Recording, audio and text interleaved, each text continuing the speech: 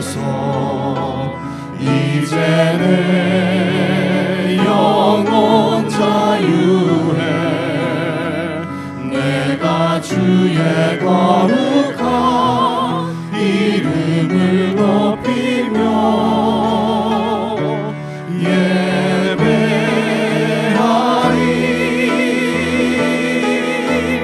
어린 양 찬양하리. 내 평생 그 하나로 충분해요. 어린 양 찬양하리. 내가 주의 임재 안에서.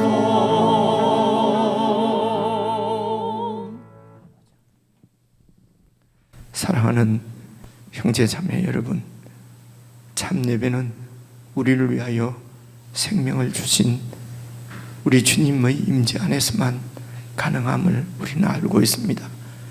그분께서 우리에게 전부를 주셨으므로 우리는 우리의 전부를 주님께 드릴 수 있는 것입니다. 주님께 내 생명까지 맡길 때에 우리는 참으로 완전한 자유를 누리며 주님을 예배할 수가 있는 것입니다. 예배는 우리의 전부를 주님 앞에 올려드리고 맡겨드리는 것이 핵심이기 때문에 그렇습니다. 우리를 위해서 죽으신 예수 그리스도, 그분의 임재를 간절히 구하며 함께 예배로 나아가십시다.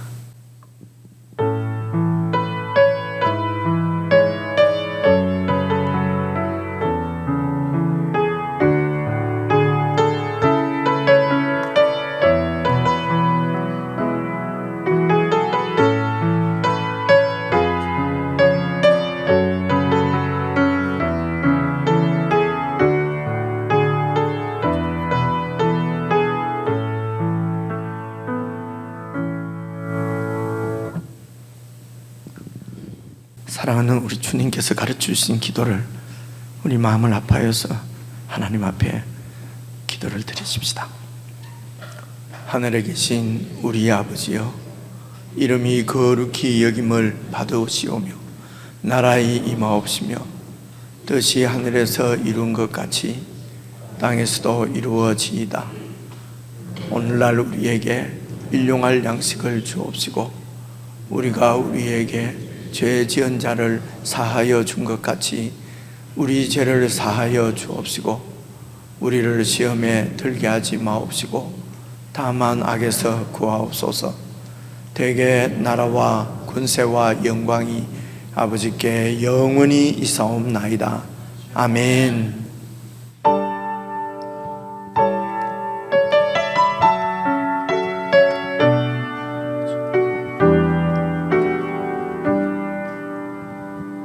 내 모습 이대로 사랑하시네. 내 모습 이대로 사랑하시네. 연약한 그대로 사랑하시네. 나의 모든 발걸음 주가 아시나니 날 인도하소서. 내 모습 이대로 사랑하시네. 연약한 그대로 사랑하시네. 나의 모든 발걸음 주가 아시나니 날 인도하소서. 주의 날개 아래 거하는 곳, 주의 임재 안에 거하는 곳, 나의 가장 큰 소망, 나의 가장 큰 은혜, 주와 함께 동행하느니 주 거하는 곳 주의 임재 안에 거하는 곳 나의 가장 큰 소망 나의 가장 큰 은혜 주와 함께 동행한 우리 다시 한번 고백합시다. 내 모습 이대로 내 모습 이대로 사랑하시네 연약함 그대로 사랑하시네 나의 모든 발걸음 주가 하시나니 날 인도하소서 내 모습 이대로 사랑하시네 연약한 그대로 사랑하시네 나의 모든 발걸음 주가 하시나니 날 인도하소서 주의 날개 아래 거하는 곳 주의 임재 안에 거하는 곳 나의 가장 큰 소망 나의 가장 큰 은혜 주와 함께 동행하느니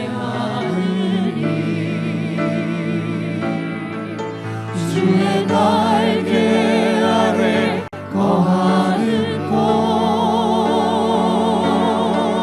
주의 임재 안에 거하는 곳 나의 가장 큰 소망 나의 가장 큰 은혜 주와 함께 동행하느니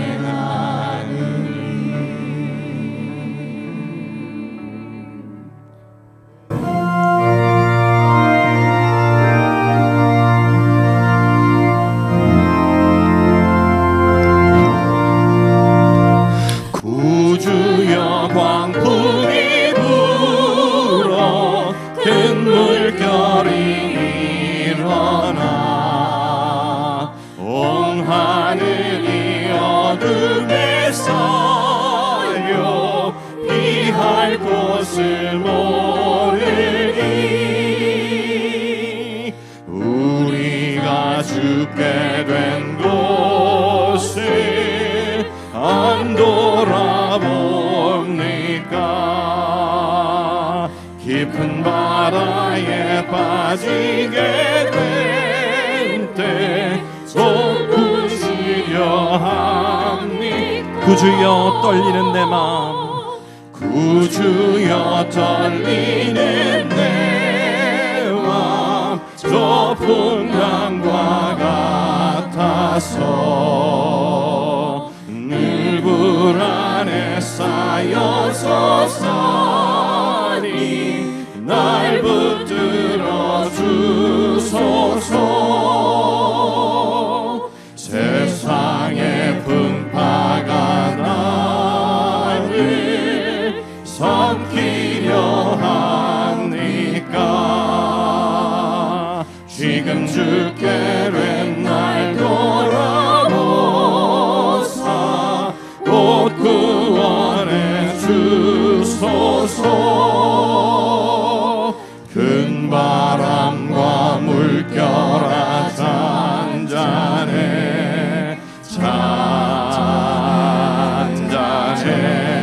잔잔해 사납게 뛰노는 파도나 저 흉악한 마귀나 아무것도 주 편안히 잠들어 누신 배 뒤엎어놓을 능력이 없도다. 주 예수 풍파를 꾸짖어 잔잔해 잔잔해. 주 예수 풍파를 꾸짖어 잔잔하라. 사랑은 광풍이 자고 큰 물결이 그치니 그 잔잔한 바다와 같이 내 마음이 변하다.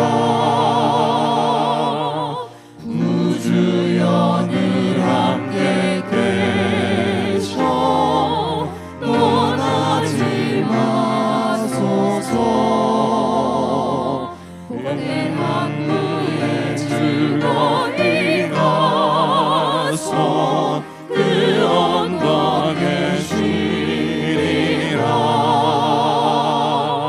큰 바람과 물결아 잔잔해 잔잔해.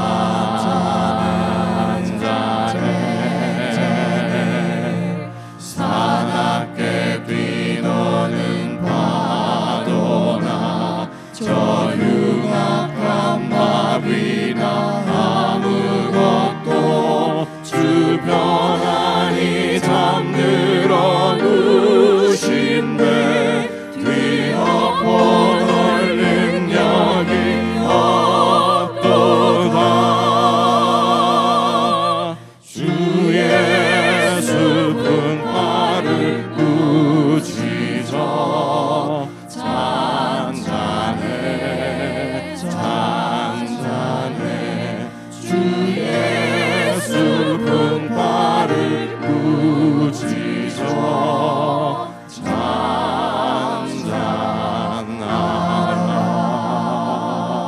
잔잔하라. 우리 시간 합심해서 함께 기도를 드리십시다.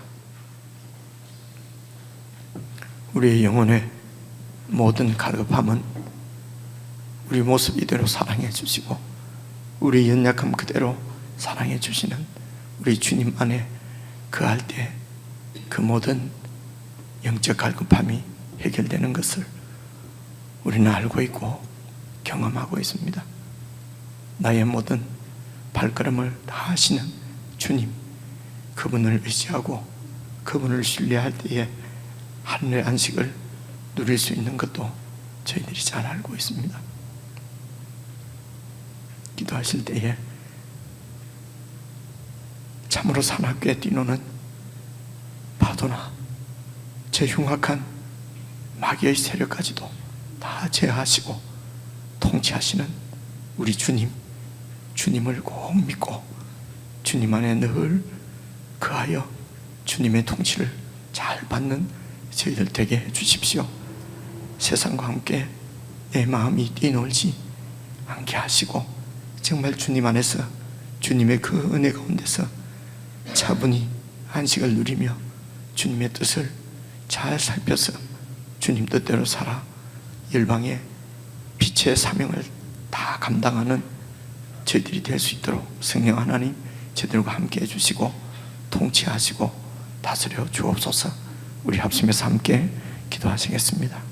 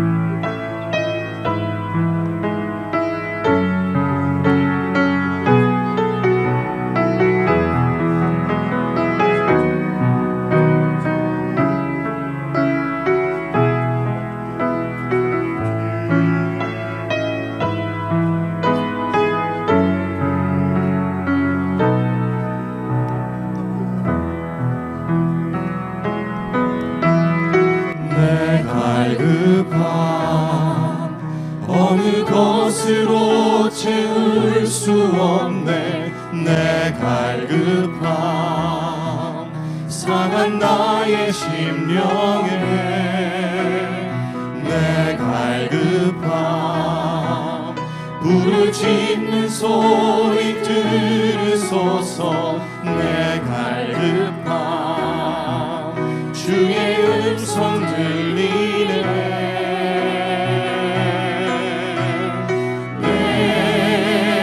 내게로 나오라. 영원히 영원히 목마름 전혀 없으리. 내게로 나오라. 가까이 가까이 생수의 근원 되신 주께 내게로 나오라. 영원히 영원히 목마름 전혀 없으니 내게로 나오라. 가까이 가까이 생명의 근원 되신 주께. 우리 다시 한번 고백합시다. 내 갈급함 내 갈급함 어느 것으로 채울 수 없네. 내 갈급함 상한 나의 심령에 내 갈급함 부르짖는 소리 들으소서. 내 갈급함 주의 음성 들리네. 내게로 오라. 영원히 내게로 나오라. 영원히 영원히 목마름 전혀 없으리. 내게로 나오라. 가까이 가까이 생수의 근원 되신 주께 내게로 나오라. 영원히 영원히 목마름 전혀 없으니 내게로 나오라. 가까이 가까이 생명의 근원 되신 주께.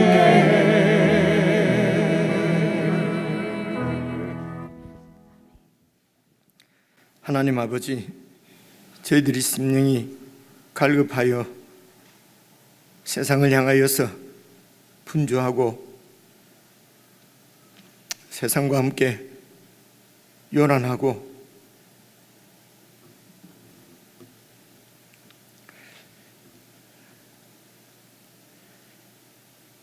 그리하여 채울 수 없는 우리의 갈급함을 세상 끝으로 채우려고 우성을 쫓아 행하는 이런 어리석은 삶을 이미 저희들이 버리고 그 가운데서 구원받아 영원한 하나님의 자녀가 된 것을 교회가 함께 찬양하며 하나님께 예배를 드리며 다시 한번 자각하고 깨닫게 됩니다. 사랑하는 주님,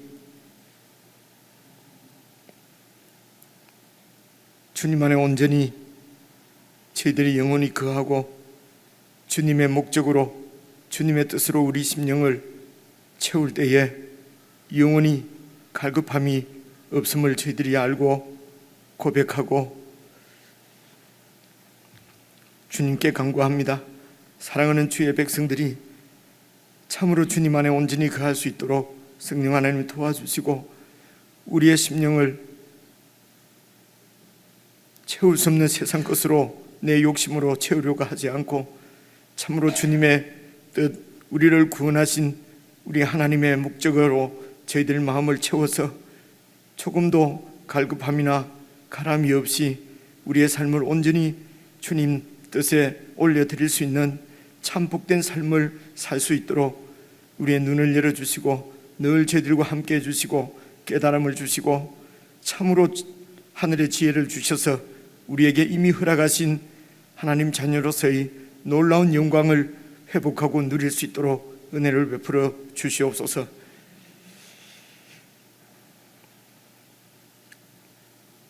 주님으로만 저희들의 심령을 채우기를 원하며 간절한 마음으로 하나님 앞에 올려드리는 성도들의 예배를 주님께서 받으시고 그 중심의 기도와 찬양과 마음을 다하여 드리는 예물을 주님께서 받아주시고 참으로 저희들 심령 가운데 온전히 주의 뜻으로 채울 수 있도록 성령의 지혜를 더하여 주시며 하늘의 빛을 비춰주시기를 간절히 기도합니다.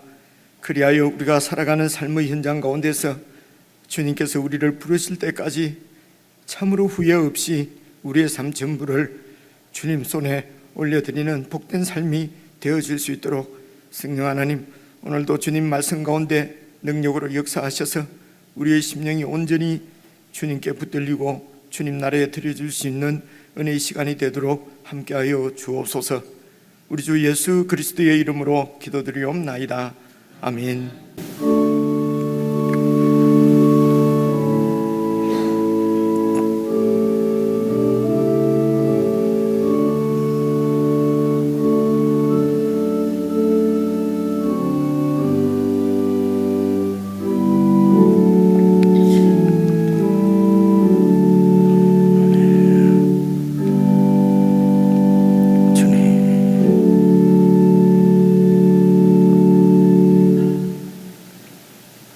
하나님의 말씀은 에스겔서 5장입니다. 구약성경 1155페이지, 구약성경 1155페이지 에스겔서 5장 1절부터 4절까지 여러분 다 찾으셔서 저와 여러분이 함께 읽겠습니다. 에스겔서 5장 1절부터 4절까지입니다. 1155페이지 다 찾으신 줄 알고 제가 먼저 읽겠습니다. 너 인자야, 너는 날카로운 칼을 가져다가 삭도로 삼아 내 머리털과 수염을 깎아서 저울로 달아 나누어 두라. 그 성읍을 에워싸는 날이 차거든 너는 트럭 3분의 1은 성읍 안에서 불을 사르고 3분의 1은 성읍 사방에서 칼로 치고 또 3분의 1은 바람에 흩으라. 내가 그 뒤를 따라 칼을 빼리라. 너는 트럭 중에서 조금을 내 옷다락에 싸고 또 그 가운데에서 얼마를 불에 던져 사르라. 그 속에서 불이 이스라엘 온 족속에게로 나오리라. 우리 지체들과 인사 나누시겠습니다. 평안하셨습니까? 사랑합니다. 사랑합니다. 사랑합니다. 몇 번 광고를 드렸습니다마는 새가족 모임이 다음 주일로 다가왔습니다. 다음 주일부터 4주간 6월 한 달이죠. 2부 예배 후에 모임을 갖습니다. 기억해 주시기 바라고요. 그리고 금주 화요일입니다. 자매님들 사랑방 순장님들 모임 기억해 주시고요. 그리고 오늘 2부 예배 후에 형제 순장반 2층 교사실에서 잠시 모임을 갖겠습니다. 참석해 주시길 바라고요. 그리고 지난 주간에 한 주간에 어머니가 별세한 가정이 3가정이나 있었는데요. 그리고 어제 또 연락을 오늘 아침에 받았는데 우리 주선영 자매님 부친이죠. 부친이 또 돌아가셨다고 그러네요. 이렇게 정말 주님의 사랑으로 여러분 이렇게 잘 위로를 해주시고 그리고 또 가정에 자녀 결혼이나 개업 등 이런 경사를 맞은 그런 가정에는 여러분 주님의 이름으로 축하해 주시고 축복해 주시기를 바랍니다. 예, 광고는 이 정도로 드리고 오늘은 에스겔서 5장 말씀을 여러분 다 전해드리려고 합니다. 조금 긴 듯 한데 제가 기대하기로는 근래에 보기 드물게 좀 일찍 마치지 않을까, 여러분들도 그렇게 기대를 가지시고 그리고 우선 5장 1절을 한번 보시겠습니다. 1절을 보시면요, 너 인자야, 지금 에스겔을 하나님께서 부르십니다.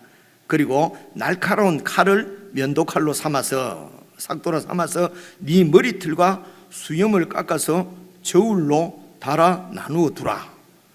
지금에야 이렇게 또 신경의 변화도 있고 그러면은 머리도, 한국에는 별로 없는데 우리 이전에 제가 있던 캐나다 같은 데만 봐도요, 머리들이 좀 없어서 그런지 이렇게 완전히 밀고 다니는 분들도 있고, 그리고 수염도 우리가 매일 깎지 않습니까? 그죠? 그런데 이제 이 당시에는 이 유대인들은 머리털을 밀거나 수염을 이렇게 깎으면은 아주 그 굴욕적인 수치스러운 그런 수치를 나타내는 그런 것이었다고 합니다. 그래서 이제 그리고 제사장은 또 이렇게 면도나 이런 걸 못하게 돼 있었거든요. 좀 이따 살펴볼 텐데요, 그런 제사장인 에스겔에게 하나님께서 아주 이런 수치스러운 굴욕적인 이런 행위를 하도록 지금 명령을 하시는 것이거든요. 그렇죠? 그래서 이제 이것이 이제 예루살렘 성이 이제 멸망할 것인데, 이거는 이스라엘 백성, 유대 백성들로서는 아주 수치스러운 일이지요. 그래서 이런 하나님의 심판이 임할 것을 지금 이제 이 행동으로 지금 보여주시는 것입니다. 그래서 이렇게 행동으로 어떤 하나님의 뜻을, 메시지를 전하는 이런 상징적인 행위를 상징행위라고 한다, 이제 이런 말씀을 드렸고요. 이것도 상징행위 중에 하나입니다. 그리고 저울로 이렇게 또 그 면도한 이런 털을 저울로 달아서 딱 이렇게 나누어 두라는 것입니다. 3분의 1씩 나누어 두라는 것이거든요. 그래서 이런 이 면도하는 것이, 수염을 깎는 것이 수치스러운 일이다 하는 이런 얘기는 여러분 사무엘 하스에서 잠시 찾아볼 수 있는데 한번 살펴보겠습니다. 봐보시죠. 이에 이 다윗 시대 때인데요, 한운이 다윗의 신하들을 잡아서, 이제 다윗이 한운에게 뭐라 그럽니까, 이게 사신으로 이제 신하들을 보냈는데 그 사신들을 잡아서 그들의 수염 절반을 깎아버리고, 그리고 그들의 의복의 중동 볼기까지 자르고, 그리고 다윗에게로 돌려 보낸 것입니다. 5절 보시면요, 사람들이 이 일을 다윗에게 알려줬어요. 그리고 그 사신들이 수염이 반이나 잘렸기 때문에 크게 부끄러워함으로 왕이 그들을 맞으러 보내 이르기를, 너희는 수염이 다 자라기까지 여리고성에 머물러 있다가 다 자라면 돌아오라. 그 당시에는 이렇게 수염을 자르는 것은 수치스러운 일이었습니다. 그리고 이제 레위기가 이런 제사장들에게 주신 율법이거든요. 제사장들의 먼저 제사장들이, 물론 백성들에게 주신 것입니다만 제사장들이 잘 알고 이제 이렇게 하나님 앞에 제사를 드리도록, 거룩한 제사장으로 하나님께 제사를 드리도록 주신 율법이 레위기인데, 그게 21장 5절 보면은 이런 말씀이 있어요. 제사장들은 머리털을 깎아 대머리 같게 하지 말며 자기의 수염 양쪽을 깎지 말며 살을 베지 말라. 6절입니다. 그들의 하나님께 대하여 거룩하고 그들의 하나님의 이름을 욕되게 하지 마라. 수염을 자르고 이렇게 하는 것은 거룩하신 하나님을 욕되게 하는 것이고, 그들은, 제사장들은 여호와의 화제 곧 그들의 하나님의 음식을 드리는 자인즉 거룩해야 된다. 그래서 이 수염을 자르는 것은 거룩하고 연결이 되어 있는 이제 그런 상황이었습니다. 그래서 제사장인 에스겔에게 수염을 자르라고 하는 것도, 이거는 정말 그 당시로는 충격적인 일이지요. 기이한 일입니다. 그런 수치스러운 일을 하나님께서 이렇게 지금 에스겔 선지자에게 명하신 것입니다. 이렇게 하신 이유는요, 많은 선지자들을 이미 하나님께서 백성들 가운데 보내서 백성들이 회개하고 우상을 섬기는 데서 또 하나님께로 돌아오도록, 그리고 그 죄악 가운데서 회개하고 하나님께로 돌이키도록 수없이 말씀을 하셨습니다. 그런데 이 하나님의 경고의 말씀을 듣지 않는 백성들에게 이제 마지막으로 이렇게 심판을 선언하시고 심판이 확정된 것을 알려주시고 그 심판을 확정하신 하나님의 그 의지도 이들이 무시하고 듣지 않습니다. 그래서 이제 충격적인 방법이죠. 충격요법으로 하나님이 이런 상징 행위를 통해서 백성들에게 하나님의 그 확고한 의지를 지금 알려주시는 것입니다. 이게 이제 상징 행위다 말씀을 드렸고요. 계속해서 어떤 행위를 하나님께서 명하시는지 보십시다.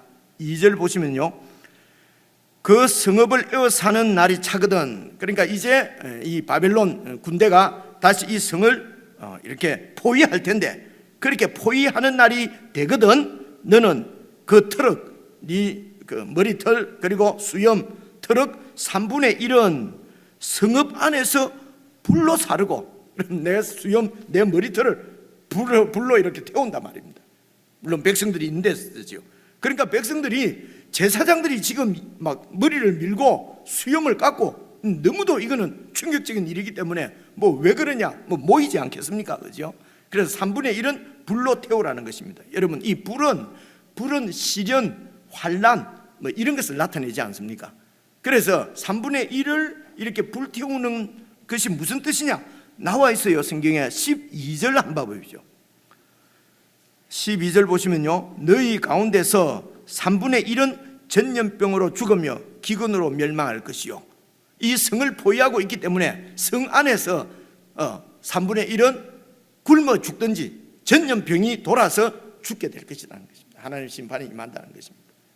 다시 와서 2절을 보십시오. 3분의 1은 성읍 사방에서 칼로 치고, 3분의 1은 그러니까 불로 사르고 3분의 1은 성읍 사방에서 막 칼로 치라는 것입니다. 그죠? 상상을 해보십시오. 그죠? 털이 날리는데 그걸 막 칼로 막, 그죠? 털을 3분의 1을 아마 수염도 머리털도 많았던 모양입니다. 그러니까 얼마나 기괴합니까? 그 3분의 1의 털을 막 이렇게 칼로 치라는 것입니다. 무슨 뜻입니까? 12절 보십시오. 3분의 1은 전염병으로 죽으며 기근으로 멸망할 것이요 3분의 1은 너의 사방에서 칼에 엎드러질 것이며. 그래서 굶어 죽지 않고 전염병에도 죽지 않은 사람들은 이제 포위 기간이 끝나게 되면은, 일정 기간 지나게 되면은 이제 이 침략하는 바벨론 군대가 성문을 부수고 아니면은 성벽을 뛰어넘어서 공격해 들어오지 않겠습니까? 그러면은 그들의 그 적군들의 칼에 3분의 1이 맞아 죽을 것이라는 것입니다. 칼에 죽을 것이라는 것입니다. 그리고 이제 2절로 와서요, 그 다음 마지막 3분의 1은 보십시오. 또 3분의 1은 바람에 흩어라. 그러면 내가 그 뒤를 따라가서 칼을 빼리라. 그리고 바람에 흩어라. 3분의 1은요, 이것은 무슨 의미입니까? 12절 보시면요, 12절 처음부터 읽어볼게요. 너희 가운데서 3분의 1은 전염병으로 죽으며 기근으로 멸망할 것이요 3분의 1은 너희 사방에서 칼에 엎드러질 것이며 3분의 1은 내가 사방에 흩어버리고 또 그 뒤를 따라가면서 칼을 빼리라. 그래서 3분의 1은 거기서도 그 칼에도 죽지 않고 살아남은 사람들은 도망가거나 포로로 잡혀가거나, 이런 유다 백성들을 끝까지 하나님이 추적해서 칼로 죽이겠다는, 심판하시겠다는 것이죠. 그 사랑의 하나님만 매일 배우다가 에스겔서 이런 거 읽으니까 좀, 아니 하나님 왜 이러지요? 왜 이 유다 백성, 이스라엘 백성은 당신 백성이잖아요. 당신 백성에게 뭐 어떻게 이렇게까지 하십니까? 그죠? 3절을 한번 봐보십시오. 그리고 또 너는 트럭 중에서 조금을 네 옷자락에 싸고, 그러고도 살아남은 백성들은 그 트럭 중에 조금을 네 옷자락에 이렇게 싸고 그 가운데서 또 얼마를 던져서 살아. 그래서 옷자락에 싸는 것은 그런 가운데서도 하나님이 자기 백성을 보호를 하십니다. 그죠? 하시는데, 그리고 그 중에서 또 4절 보시면요, 그 가운데서 얼마는 또 불에 던져서 쌀으라. 불에 던지는 것은 시련 가운데, 환난 가운데 던지는 것입니다. 그 속에서 불이 이스라엘 온 족속에게로 나와서 환난과 시련이, 하나님의 심판이 계속될 것을 말씀하시는 것입니다. 이 4절까지 말씀을 보시면요, 하나님께서 이 유대를, 예루살렘을 철저하게 심판하신다는 겁니다. 완전히 멸망시키신다는 것입니다. 잔인 한 하나님 같이 느껴집니다. 13절 보시면요, 이제 이 상징 행위가 보여주시는 것이 바로 이것입니다. 13절, 이와 같이 내 노가 다한적 그들을 향한 분이 풀려서 내 마음이 그때야 가라앉으리라. 내 분이 그들에게 다한적 나 여호와가 열심으로 말한 줄을 그들이 알리라. 얼마나 하나님께서 열심으로 경고하시고 회개를 촉구하시고 말씀하시고 얼마나 많은 선지자들 보내서 열심으로 말을 했는데 이 하나님의 말씀을 듣지 않고 이 하나님의 의지를 꺾어버리고 하나님의 의지를 무시한 이 백성들을 이제 하나님께서 버리시기로 작정하신 것입니다. 완전히 멸망시키기로 결정하신 것입니다. 이 하나님의 메시지를 전하도록 부름받은 선지자가 예언자가 에스겔이에요. 그래서 에스겔서 여러분 2장 10절 제가 집중하기 위해서 찾아왔는데요, 한번 봐보십시오. 그가 하나님께서 그것을 내 앞에 펴시니 그 안팎에 글이 있는데 그 위에 애가와 애곡과 재앙의 말이 기록되었더라. 이 재앙, 임할 것을, 그래서 애곡할 것을, 이것을 백성들에게 전하는 심판 예언자로 부름을 받은 것입니다. 그래서 이렇게 백성들을 심판하시겠다고 하는 이 심판 메시지를 전하는 것은 어쩌면 메신저들에게는 죽기보다도 어려운 사역일 수가 있습니다. 그래도 하나님께서 이 어려운 명을 순종하라고 에스겔에게 말씀하십니다. 그 얘기가 여러분 보십시오. 에스겔서 2장 8절 바로 앞에 보면요, 너 인자야 내가 네게 이르는 말을 듣고, 이것이 아무리 어렵고 전하기 힘든 말이라 하더라도 그 패역한 백성들 족속들처럼 패역하지 말고 배반하지 말고 반항하지 말고 네 입을 벌리고 내가 네게 주는 그 말씀을 먹으라. 그 두루마기를 먹으라는 것입니다. 이 말씀을 철저하게 네 것으로 삼아서 내 의지를 전달하라는 것입니다. 네가 생각해서 이건 내가 전할 수가 없다, 이것을 말한다고 백성들이 듣겠는가? 너가 판단하지 말고, 그죠? 너는 입을 벌리고 내 말을 먹어서 완전히 네 것으로 만들어서 패역한 족속들처럼 아무리 말해도 듣지 않는 불순종하는, 죄송합니다, 그놈들처럼 불순종하지 말고 이 말을 전하라는 것입니다. 이제 앞에 보시면 에스겔서 2장 5절 말씀에 그들은 패역한 족속이라. 그들이 듣든지 아니 듣든지 내가 시키는 대로 하라. 그들 가운데 선지자가 있음을 그들이 알게 될 것이다. 그들 가운데 그래도 하나님이 포기하지 않고 계시는 것은 그들 가운데 하나님 말씀을 전하는 선지자가 있는 것을 그들이 알아야 된다. 그런데 그들이 모르죠. 이렇게 끝까지 포기하지 않으시고 선지자를 보내셔서 말씀하신 하나님께서 이제 포기하십니다. 이제 더 이상 이 백성들을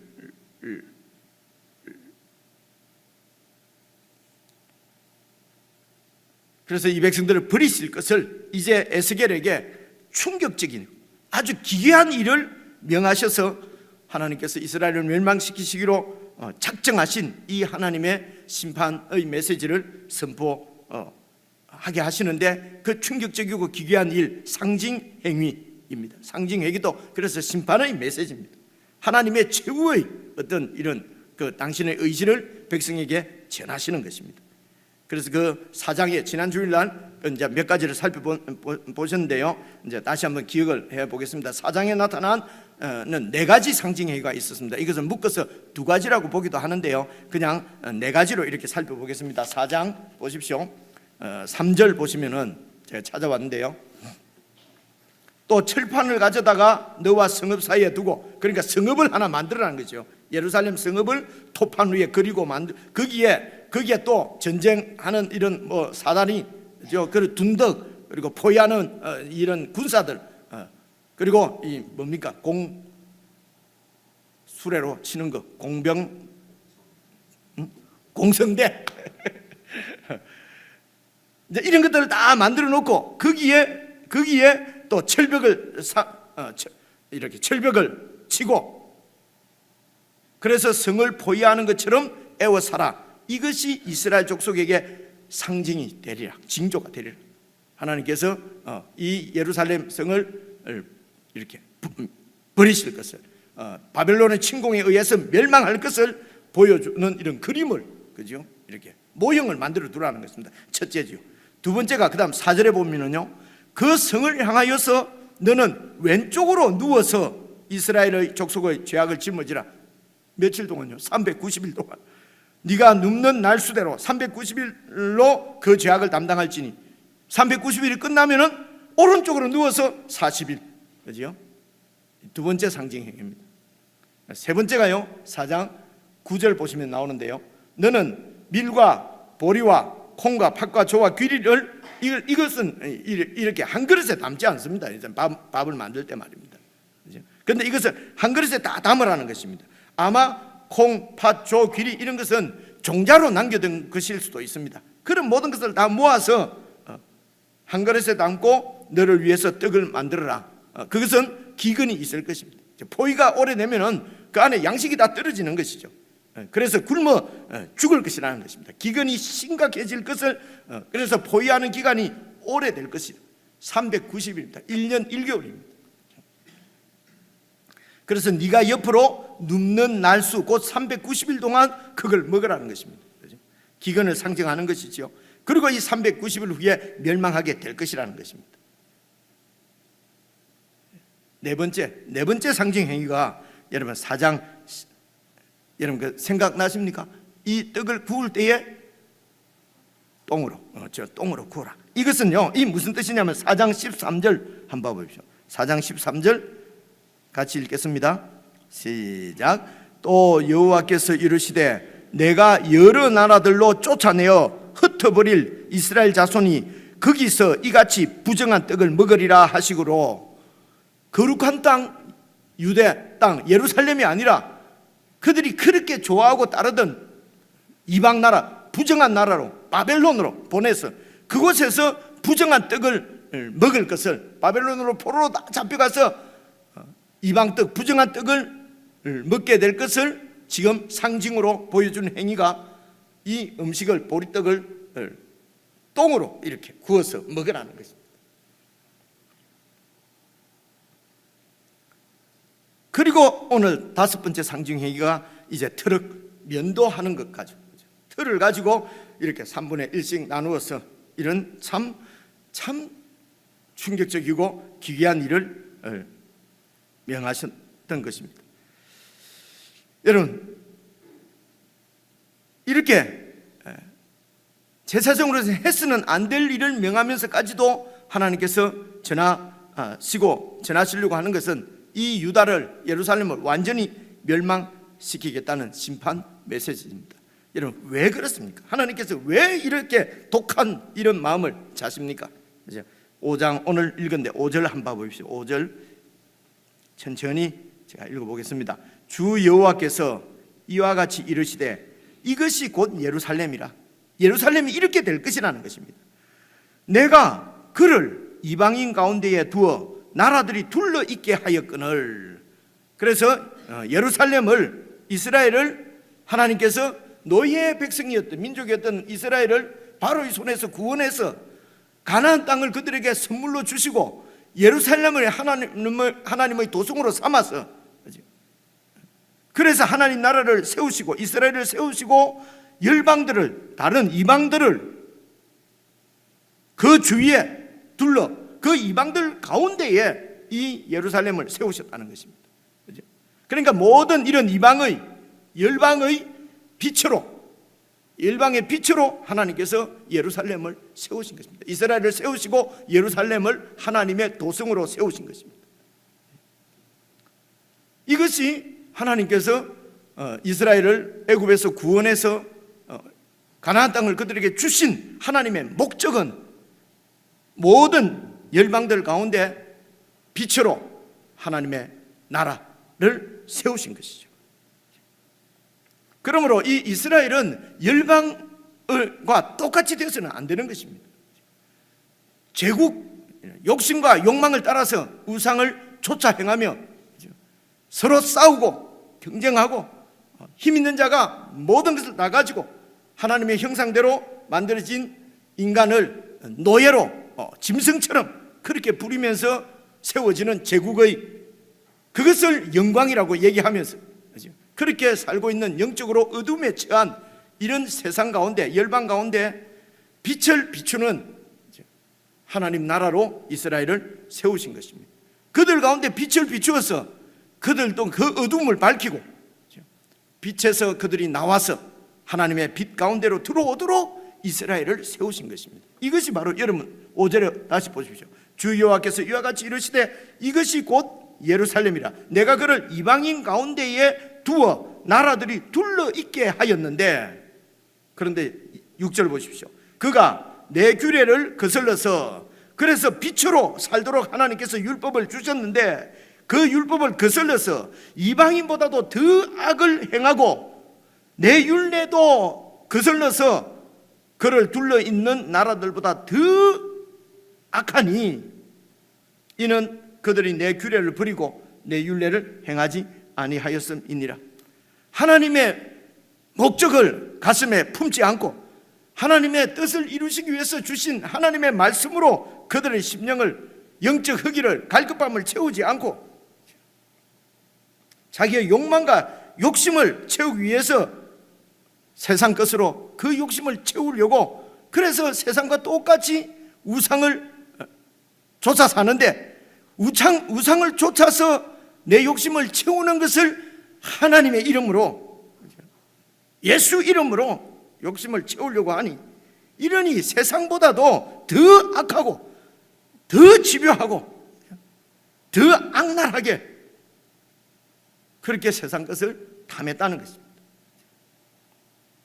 7절입니다. 그러므로 나 주 여호와가 말하노라 너희 요란함이 너희를 둘러싸고 있는 이방인들보다도 더하여 내 율례를 행하지 아니하며 내 규례를 지키지 아니하고 너희를 둘러 있는 이방인들의 규례대로도 상식적으로도 행하지 아니하였도다. 자기의 욕망을 채우기 위해서 내 욕망을 채우기 위해서 더 많이 가지고 더 높아지고 더 이기려고 요란하게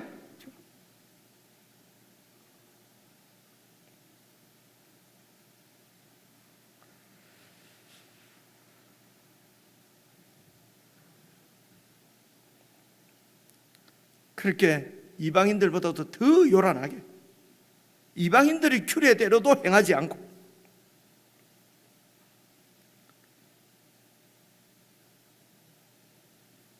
이런 이제 자기 백성을 향하여서 8절입니다. 그러므로 나 주 여호와가 말하노라 나 곧 내가 너를 치며 이방인의 목전에서 너에게 벌을 내리되 네 모든 가증한 일은 우상 숭배입니다. 욕심을 채우는 것입니다. 자기를 사랑하는 것입니다. 자기 중심적인 것입니다. 이게 가증한 일. 말미암아 내가 전무후무하게 네게 내릴지라 이 벌을 내릴지라 그리한즉 네 가운데서 아버지가 아들을 잡아먹고 아들이 그 아버지를 잡아먹으리라. 내가 벌을 네게 내리고 너희 중에 남은 자를 다 사방에 포로로 흩어버릴 것이다. 포로로 잡혀가든지 이방 나라로 다 흩어버릴 것이다.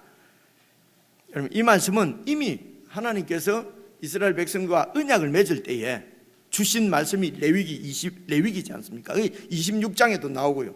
그리고 이제 가나안 땅에 들어갈 제2세대 새로운 세대에게 모세가 이제 율법을 가르치시고 선포하시고 죽지 않습니까? 그때 모세가 가르친 율법이 바로 신명기입니다. 신명기에도 나옵니다. 그 중에 제가 하나를 찾아왔는데요. 한번 봐보십시오. 신명기 28장입니다. 그들이 전국에서 네 모든 성읍을 에워싸고 적들이 네가 의뢰하는 네가 지금 믿고 있는 높고 견고한 성벽 예루살렘 성벽 하나님이 지켜주시기 때문에 어떤 침략자도 이 예루살렘 벽은 허물 수 없다. 역사적으로 하나님께서 예루살렘을 몇 번 지켜주셨어요. 그러니까 이제 하나님이 지켜주신다. 그리고 선지자들의 경고, 예언자들의 경고를 듣지 않고 하나님께서 이 성을 지켜주신다는 것이죠.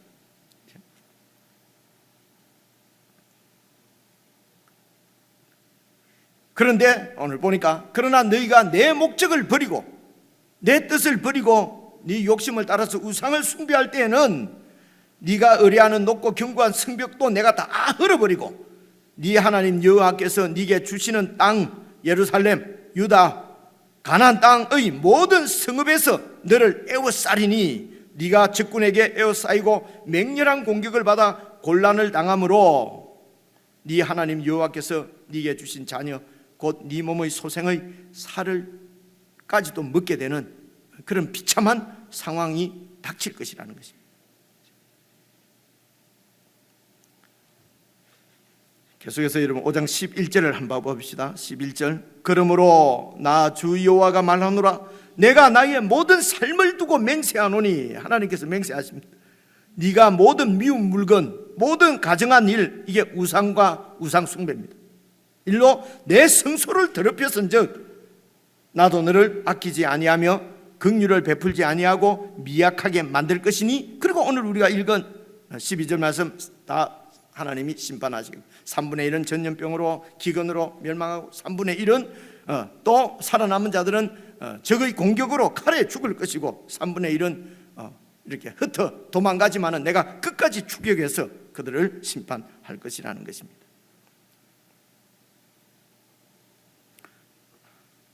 그래서 심판을 하시고 14절 보시면요 내가 이르되 또 너를 황무하게 만들고 너를 둘러싸고 있는 이방인들 중에서 모든 지나가는 자의 목전에 모욕거리가 되게 만들 것이다. 그러니까 하나님의 백성이 이렇게 하나님의 도성이 무너지고 성전이 무너지고 멸망해서 포로로 다 잡혀갔으니까 이런 수치가 어디 있습니까? 자의 목전에 모욕거리가 되게 하리니 15절 내 노와 분과 중한 책망으로 내게 벌을 내린즉 너를 둘러싸고 있는 이방인들에게 빛이 되어야 되는데 너를 둘러싸고 있는 이방인들에게 수치와 조롱거리가 되고 두려움과 경고가 되리라 나 여호와의 말이니라. 16절입니다. 내가 멸망하게 하는 기근의 독한 화살을 너희에게 보내되 기근을 더하여 너희가 의뢰하는 양식을 하나님 양식을 주시는 하나님이 아니라 그 양식을 의뢰하고 그 양식을 믿고 쌓아두고 빼앗고 그 양식을 내가 끊어버릴 것이다. 17절 내가 기근과 사나운 짐승을 너희에게 보내 외롭게 하고 너희 가운데 전염병과 살육이 일어나게 하고 또 칼이 너희에게 임하게 하리라 나 여호와의 말이니라. 이런 말씀을 하시는 하나님의 심정이나 이 말씀을 받아서 백성들에게 전해야 되는 에스겔이나 그 얘기를 또 여러분들한테 하고 있는 저나 그럼 이게 쉬운 저는 지금 2000년 3000년 지난 다음에 성경을 얘기하는데도 영 마음이 우울하고 그죠? 여러분들에게 죄송스럽기도 하고 마음이 그런데 그 당시에는 어떻게 했습니까? 하나님의 뜻, 하나님의 목적을 생각하지 않고 사람의 일만 생각하고 예수님께서 베드로에게 하신 말씀이죠. 언약 백성으로서의 정체성, 언약 백성입니다. 그 언약을 하나님께서는 신실하게 이루어 가십니다. 거기에 화답하며 언약 가운데 살아야 될 언약 백성의 정체성을 잃어버리면 여러분 별 수 없습니다. 우리의 이기적인 욕심과 욕망을 따라서 세상을 쫓아 우상 숭배하며 그렇게 살고 어쩌면 세상보다 더 악랄하게 타락할 수도 있는 것입니다. 하나님께서 하나님의 아들 예수 그리스도를 통해서 우리를 구속하셨습니다. 그 피로 우리를 구원하셨습니다. 그 하나님의 목적이 무엇이겠습니까? 열방의 빛으로 우리를 세우신 것입니다. 이 말씀이 여러분 보십시오. 베드로전서 여러분 잘 아시는 신약성경 베드로전서 확인하고 가겠습니다. 같이 한번 읽어보겠습니다. 베드로전서 2장 9절입니다. 시작. 그러나 너희는 택하신 족속이요 왕같은 제사장들이요 거룩한 나라요 그의 소유가 된 백성이니 이는 너희를 어두운 데서 불러내어 그의 기이한 빛에 들어가게 하신 이의 아름다운 덕을 선포하게 하려 하심이라. 그대로 좀 더 보세요. 그의 기이한 빛에 들어가게 하신 이의 아름다운 덕을 선포하게 하려 하십니다. 그 기이한 빛을 주님께서 우리에게 비춰주셔서, 그래서 그 빛의 영광을, 아름다움을 선포하게 하시기 위해서 우리 가운데 빛 가운데로 우리를 부르신 것입니다. 그래서 이 하나님의 기이한 빛을 다시 비추어내는 열방의 빛으로 우리를 부르신 것입니다. 그것이 바로 왕같은 제사장, 하나님의 거룩한 나라에 그의 소유된 백성으로 만드신 목적인 것입니다. 그래서 예수님께서도 되었습니다. 이렇게 말씀하셨습니다. 마태복음 5장 16절에 여러분 잘 아시는 말씀입니다. 너희는 세상의 빛이라. 빛이 되라가 아닙니다. 너희는 세상의 빛이라는 것입니다. 이것이 우리의 정체성입니다. 우리의 정체는 세상의 빛입니다. 원래 우리가 어두움이었는데 하나님께서 예수님 안에서 우리를 구속하셔서 빛으로 삼으셨습니다. 그래서 이같이 너희 빛이 사람 앞에 비치게 하여 그들로 너희의 착한 행실을 보고 하늘에 계신 너희 아버지께 영광을 돌리게 하라. 이것이 바로 우리를 구원하신 목적입니다. 되었습니다. 하나님은 우리를 열방의 빛으로 세우셨습니다. 택하신 하나님의 소유된 백성으로 우리를 구원하셨습니다. 우리는 거룩한 나라요, 왕같은 제사장입니다. 이것이 우리의 정체성입니다. 이렇게 우리를 영광스럽게 하신 하나님의 목적은 하나님의 이 놀라운 구원과 창조의 능력과 통치의 영광을 어두운 세상 가운데 이 하나님을 모르고 우상을 숭배하며 자기 욕심을 좇아서 자기 목적을 이루기 위해서 동분서주하고 싸우고 경쟁하고 악을 행하는 이 어두운 세상 가운데 이 하나님의 영광의 빛을 비추어서 세상의 어두움을 밝히고 어둠의 종노릇하고 있는 이방인들을, 열방의 백성들을 하나님의 영광의 빛 가운데로 인도하는 제사장의 사명, 이것이 바로 하나님의 목적에 부합한 우리의 사명인 것입니다. 아시는 대로 이 사명은 우리의 인간적인 열심이나 열정이나 우리의 다짐이나 헌신이나 이런 것으로 감당할 수 없는 사명인 것은 우리들이 잘 압니다.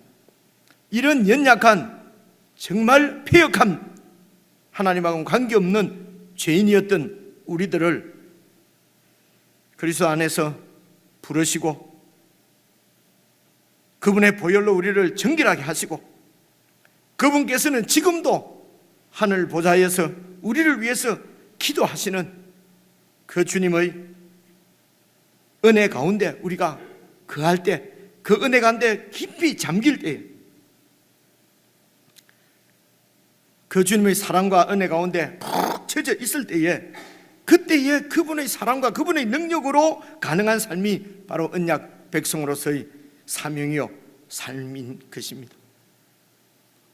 사랑하는 성도 여러분, 저와 여러분은 열방의 빛으로 부름받은 사람들입니다. 이 사명 온전히 잘 감당하여서 정말 그 빛을 세상 가운데 밝게 찬란하게 비출 수 있도록 늘 사랑하는 우리 주님의 그 사랑과 은혜 가운데 거할 수 있기를 바랍니다. 더 열심으로 주님의 은혜를 간구하고 찾고 그 은혜 가운데 거할 수 있도록 주님과 더욱 친밀하게 지낼 수 있도록 여러분 다시 여러분 시간들이나 여러분들의 물질이나 여러분의 이런 하시는 취미나 삶이나 모든 것들을 정말 점검하셔서 내가 이 하나님의 목적 가운데 정말 이 우리에게 목적 가운데서 주신 그 목적에 부합하는 우리의 사명을 잘 감당하는 삶이 될 수 있도록 그렇게 주님 안에 주님의 은혜 가운데 깊이 거하는 여러분들 다 될 수 있기를 우리 주님의 이름으로 축원하고 축복합니다. 기도하겠습니다. 하나님 아버지, 저희들을 부르신 하나님의 이 놀라운 깊고 크고 위대하신 하나님의 뜻을 우리들이 깊이 생각지 않고 하나님의 마음을 잘 헤아리지 않고 그저 내 좋을 대로 나를 위해서 하나님께서 모든 이런 일들을 베푸는 것처럼 내가 잘 되고 내가 더 높아지고 내가 더 축복받기 위해서 나만을 위해서 살아가는 우리의 안타까운 모습들을 저희들이 보게 됩니다.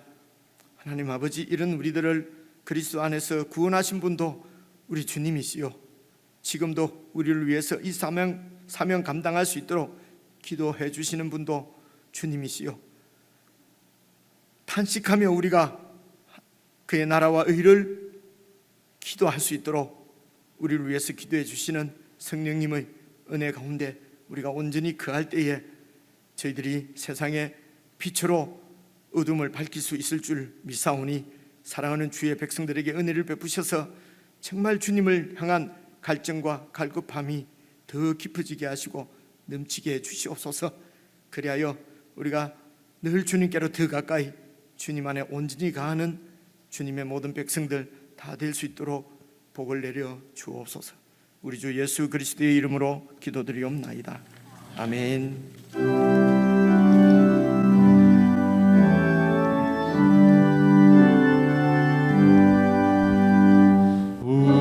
우리는 주님을 늘 배반하나 내 주 예수 여전히 날 부르사 그 참되신 사랑을 베푸시나니 내 영제여 주님을 곧 따르라. 주 널 위해 비네, 주 널 위해 비네, 주 널 위해 비네. 항상 비시네. 죽음의 풍성한 은혜를 내려 내 영혼이 나날이 복받으리. 주 예수를 너희도 구주로 섬겨 따르면 풍성한 복 받겠네. 주 널 위해 비네, 주 널 위해 비네, 주 널 위해 비네. 항상 비시네.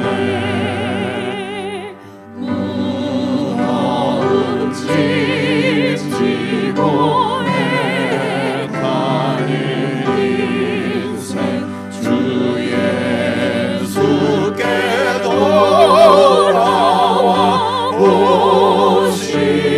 보시어라. 내 주 예수 너희를 돌보실 때에 상봉 가까이가 넘치겠네.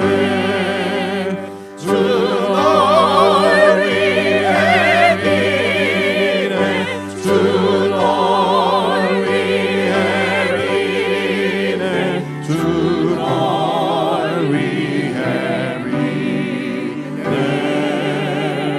항상 비시네.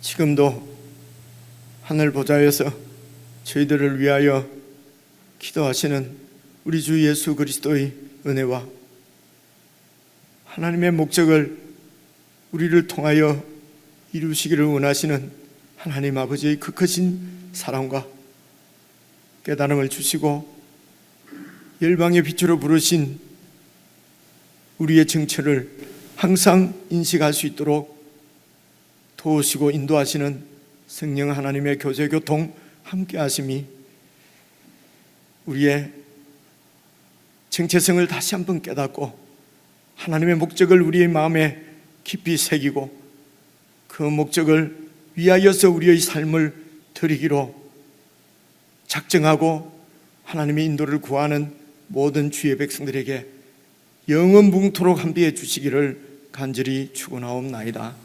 아멘.